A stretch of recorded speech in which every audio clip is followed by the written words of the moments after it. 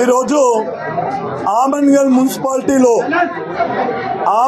మున్సిపాలిటీలో మున్సిపాలిటీ ఎన్నికలలో ఆమన్గల్ ప్రజలు మున్సిపాలిటీ ఓటర్లందరూ కూడా బీఆర్ఎస్ పార్టీకి మెజారిటీ ఓట్లేసి స్థానాలను గెలిపించారు. ఈరోజు ఎవరికో పుట్టిన బిడ్డను, ఇంకా ఎవరికో కాదు, మా బీఆర్ఎస్ పార్టీకి పుట్టిన బిడ్డను చాతగానితనంతో కొజ్జతనంతో కాంగ్రెస్ పార్టీ దత్తత తీసుకొని ఈరోజు నా బిడ్డ అని చెప్పుకున్నది ఈ మున్సిపాలిటీలో.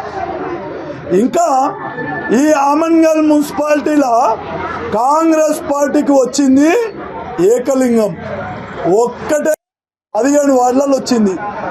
ఏం మొహం పెట్టుకొని ఈరోజు మున్సిపాలిటీలో కాంగ్రెస్ జెండా ఎగిరిందని ఈరోజు సంబరాలు చేసుకుంటున్నారు, టపాకులు కాలుస్తున్నారు. ఒక్కసారి గుండె మీద చేసుకోవాలి.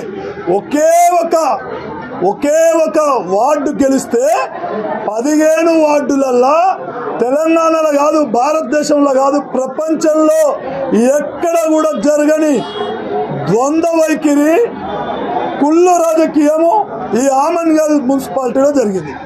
ఒక్కటే గెలిచిన కాంగ్రెస్ పార్టీ మున్సిపాలిటీలో అధికారంలోకి వచ్చిందంట. ఏ రకంగా ఇది వచ్చింది? ఇది గెలిపే రకంగా అయింది. ప్రజల మన్నన ఏ రకంగా గెలిచింది? ఆమన్గల్ ప్రజలు ఏ రకంగా మిమ్మల్ని ఓడగొట్టిరనేది ఆలోచన చేసుకోవాలి. ఇంకా రెండవది, ఎక్కడ చరిత్రలో లేని విధంగా బీజేపీ కాంగ్రెస్కు వంత వాడిండు ఈ ఆమన్గల్లా. ఈరోజు ఈ గడ్డ బీజేపీ గడ్డ అన్నది ఈరోజు గీత దాటింది.